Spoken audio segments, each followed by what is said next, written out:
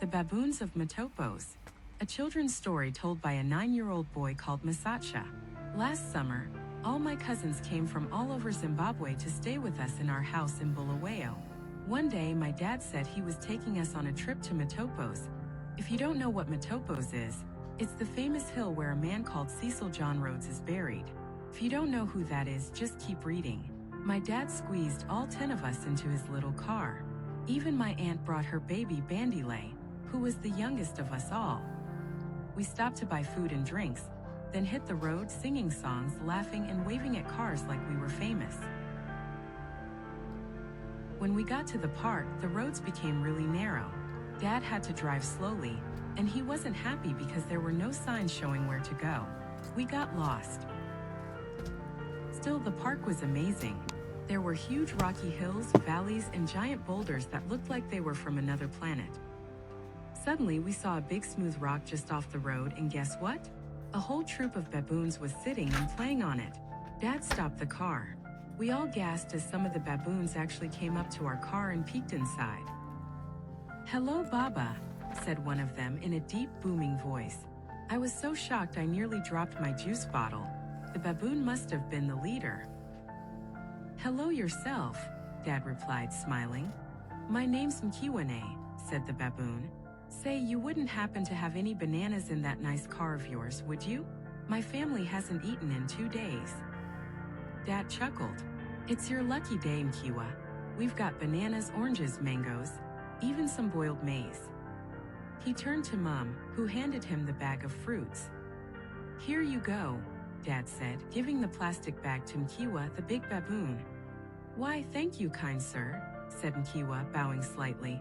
"And don't worry, I'll throw the bag in the bin when we're done. Oh, and by the way," Dad added, "we're kinda lost. Do you know how to get to Cecil John Rhodes' grave?" Mkiwa scratched his head. "I'm not sure, but I know someone who might." He turned and whistled loudly. All the baboons turned to look at him. "Hey, Mbakoto, come here," he called. Another big baboon came running over. He looked serious, like a baboon who knew things. "This gentleman's looking for Silly Gone Rhodes' grave," said Mkiwa. Dad corrected him. "It's Cecil John Rhodes, not Silly Gone Rhodes." Mbakoto spat out an orange seed and smirked. Before he could speak, a female baboon suddenly screamed, "Oh my goodness! Ma'am, is that your baby? He's so adorable. What's his name?" "Bandile," my aunt replied. The female baboon turned and shouted, "Ladies, come look at this human baby. Hurry!" More baboons rushed over, cooing and chattering excitedly. "Can I hold him?" one of them asked. "Please? I've never held a human baby before." It was chaos, but funny chaos. Mkiwa turned back to Dad and said, "You won't believe this, but my cousin in Victoria Falls told me that a baboon troop once raised a lost human baby for a whole year in the bush." He shook his head in wonder. That kid could climb a tree faster than any baboon, even without a tail. Turns out, not having a tail isn't such a big deal after all. Then Mkiwa barked at the females. "Ladies, take these drinks and share them. Make sure everyone stays hydrated. It's gonna be hotter than a Mexican red hot chili pepper today." He laughed and nudged Mbakoto. "All right, tell him the directions." Mbakoto didn't waste time. "Just keep on this road. When it curves right and starts going uphill, follow it to the top. There'll be a place to park, but you'll have to walk the rest of the way. You'll see 3 giant stones on top of each other. Legend says they're eggs of the great Chipungo eagle. Like the bird on your Ziggy dollar, but bigger. Much bigger."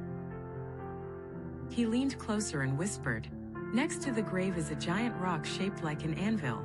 They say a giant called Muntu used it to make a spear and carved out the Zambezi Valley to drink rainwater. That became Victoria Falls." He paused, looking far off like he could see it happening. "There's gold in them hills," he said. Kiwa shook his head. "Enough history, Mbakoto. Go put that plastic bag in the bin. And save me a banana." Mbakoto turned to go, then stopped. "Oh yeah, the Matopos troop moved to Siliswane caves. They say Silly Gone Rhodes' ghost scared them away." He widened his eyes. Every night he'd walk around saying, "Where's the gold? Do you know where the gold is? Poor girl he haunted. Never recovered. Go Mbakoto, barked Mkiwa. Sorry about him, Mkiwa said to Dad. Once he starts talking, he can't stop. Then he glanced at our car. I see your fuel's running low. You don't want to be stuck here after dark. Dad checked the fuel gauge and smiled.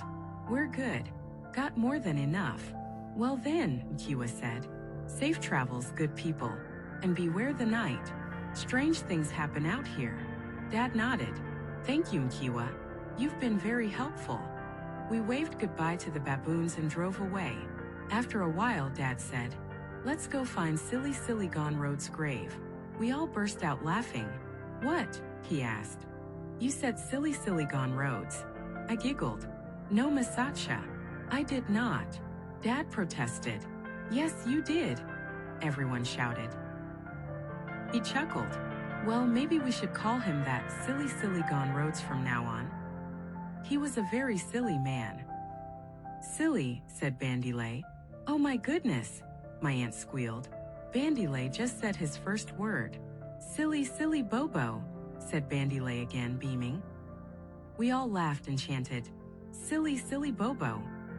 As the laughter settled, I turned to my dad and asked, Dad, why was Cecil John Rhodes silly?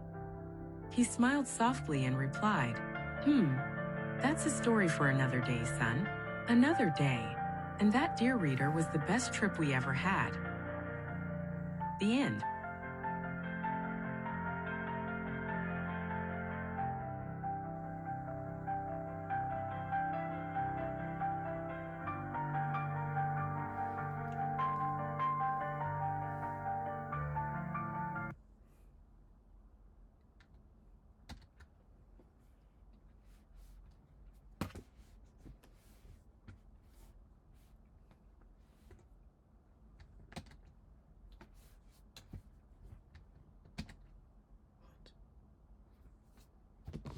The fuck?